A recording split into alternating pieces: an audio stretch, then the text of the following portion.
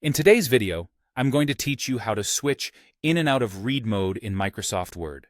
If you've ever wanted a clean, distraction-free way to read a document without all the editing tools in the way, read mode is designed exactly for that. It reflows your document for easier on-screen reading and hides most of the interface so you can focus on the content.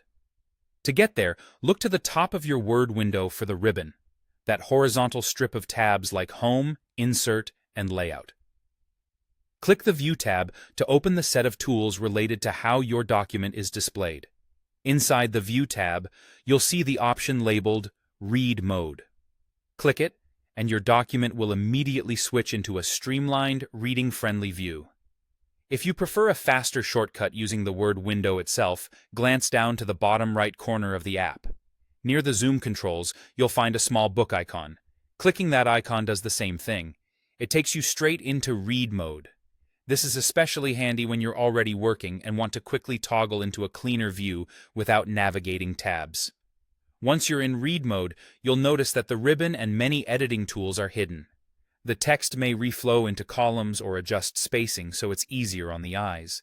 You can still navigate with your mouse or keyboard, and depending on your version of Word, you might see arrows on the left and right edges for moving through pages.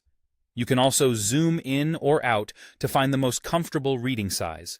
While you can select and copy text, editing is intentionally limited here to keep the focus on reading. When you're ready to get back to editing, there are two simple ways to exit Read Mode. The quickest is to press the ESC key on your keyboard. That instantly brings your document back into the standard editing view. If you prefer using the menu, go back up to the View tab and choose Edit Document. In some versions, this may simply read Edit.